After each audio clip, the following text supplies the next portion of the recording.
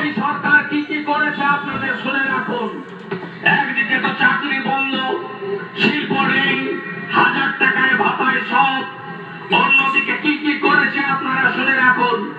প্রধানমন্ত্রী কিষাণ সম্মান নিধি 6000 টাকা করে মোদিজি 2000 তিনবারে পাঠান। সেই তালিকাতে 71 লক্ষ কৃষকের পাওয়ার কথা। রাজনীতি করে মাত্র 50 লক্ষ নাম পাঠিয়েছেন। মোদিজি প্রস্তুত আছেন 71 লক্ষ কেন? যত কৃষকের নাম পাঠাবে রাজ্য সরকার, এগ্রিকালচার দপ্তর, এখানে কোন রাজ্যের শেয়ার নেই, মোদিজি দিতে প্রস্তুত আছেন।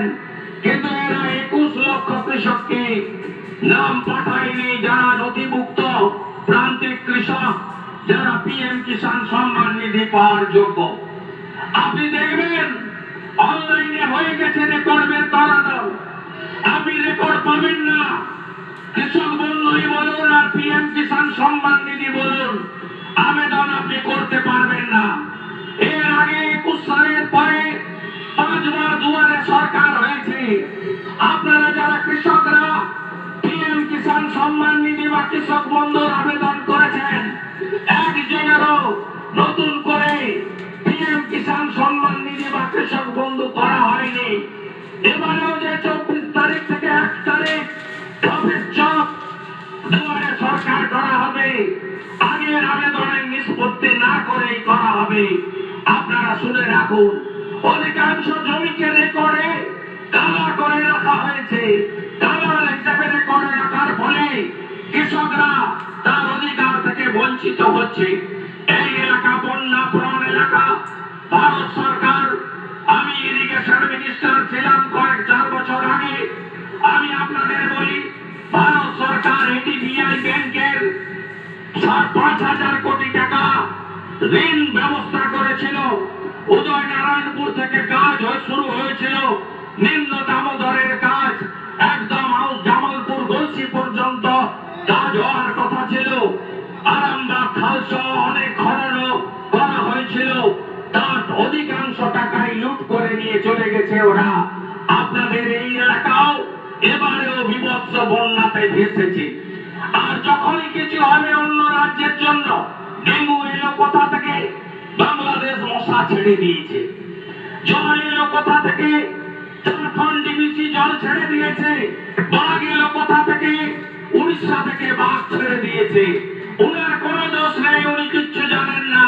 উনি হেলিকপ্টারে ঘুরতে জানেন আর এপাং ওপাং ঝপাং করতে জানেন, আর ওর লোকেরা মাল তুলতে জানে। এমনকি আপনাদের এই এলাকার ডেমোগ্রাফিও বদলে গেছে। একটু খোঁজ খবর রাখুন, বাংলাদেশের রোহিঙ্গারা বসে যায়নি তো। আমাদের মোড়গ্রাম থেকে মেচগ্রাম পর্যন্ত এই যে রাস্তা চওড়া হলো, নরেন্দ্র মোদীজি 2200 কোটি টাকা দিয়েছে। এটা মমতা ব্যানার্জি করেনি, এটা ভারত সরকার করেছে।